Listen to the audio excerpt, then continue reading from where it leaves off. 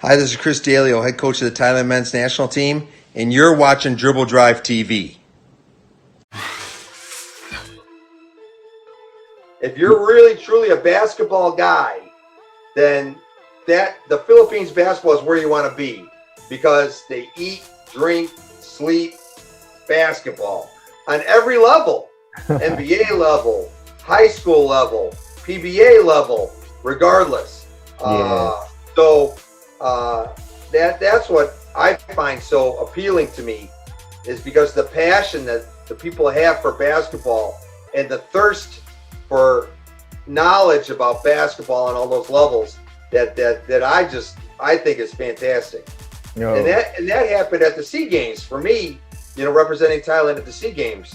People coming up and people talking about, Tyler Lamb, and talking about Thailand and can you beat Indonesia? What's going on there in Vietnam? People I didn't even know, and just talking basketball, and that really struck home with me. About a month and a half ago, I was watching on YouTube games from the collegiate level.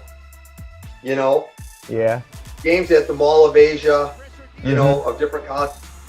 People are going crazy, and you watch the games, and the level of basketball aside, but just the fan involvement and the atmosphere, what fantastic. So that really struck home with me when I was watching those games, because I really wanted to see, how does UST play? What do they do?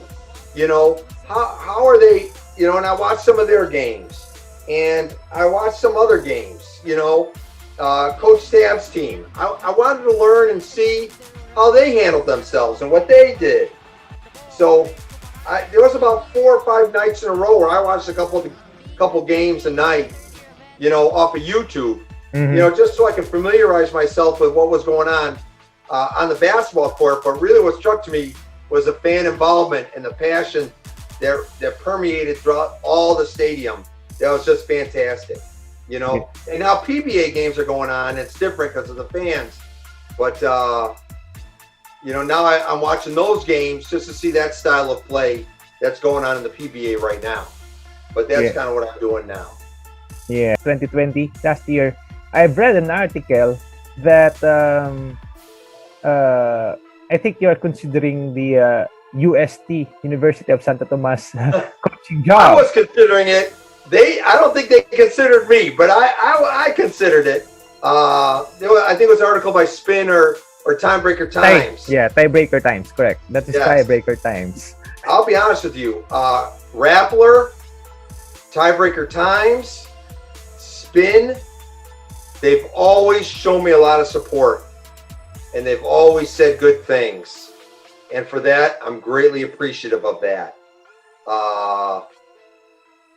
It's something I think that when I see an article come out where I get a write-up that's positive, I think that means a lot, that I'm viewed that way, especially in another country.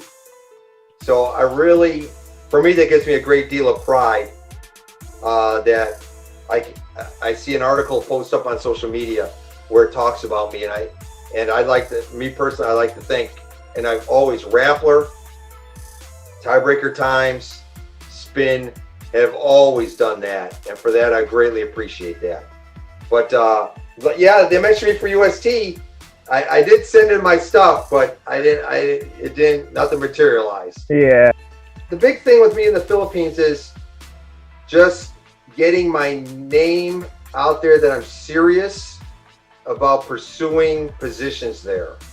A lot of people tell me like, oh, they don't understand why I'd be doing it, or what the situation is, but I think it's just a question of getting my name out and getting my background into people's hands of decision makers, and say, yes, I am serious, or yes, I would love to talk to you. I have no problem sitting there talking basketball or philosophies of basketball with people. I love surrounding myself with people who have the same passion for the game of basketball as I do. so I tell them all, just call me or send me a Facebook message, and we'll gladly set up a chat and let's talk. And there's no harm in that. Some people are, skeptic. I mean, maybe it's a Yes. prank. Why? I mean, how could a Chris Daleo's caliber, who's handling the Thailand men's national team, would want to coach a college team in the Philippines? That is the question most people are asking. So, okay, coach, I want you to answer that one. Then why? Well, I'll be honest with you. When I was in Manila for the SEA Games, and I know we've talked about this before, the people there and the passion that they had for basketball. If you're a basketball person, you want to be part of that atmosphere. You want to be part of that because you're surrounded by people who have the same passion that you have. So you want to jump into that. That's my first thing. I fell in love with it that way. Like I said, if you're a basketball person, what greater atmosphere than you can have than to be all these people that are all basketball crazy, just like I am. The second thing is I have my reasons, why certain things, of why I think the way I want to do. I really enjoy surrounding myself with people who, negativity out, people who are good basketball people, want to win basketball, want to win championships, want to develop players, surrounding myself with those types of people. And at this point in my life, that's where I'm at. Not to toot my own horn, but I think the Philippines honors winners. They love when you're winning games. And you have a copy of my resume, so anybody that wants it, call Dribble Drive. And there's winnings and there's championships there, and I think that means something to people. So, Yeah.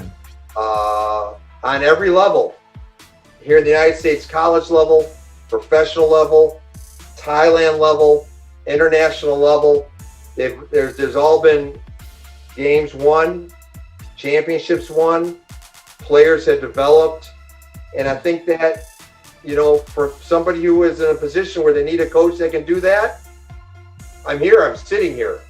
Yeah. And I'd love to talk to you about it. And that's kind of where I'm at right now. I just think people just have to call me or send me a message or set up a Zoom call or call Dribble Drive, and it can be done, Yeah. The door is open and lines are open for communication. So let's see what happens. Yes. I just don't want to sit. I don't want to sit. I don't. I think I have a lot of basketball to give. Mhm. Yeah. And, I can help people. Yeah. So that's where I'm at. Any parting shot, Coach Chris, to all the No, Filipino viewers and Dribble Drive viewers out there? I just want to say, first of all, thank you very much for calling me to have me on.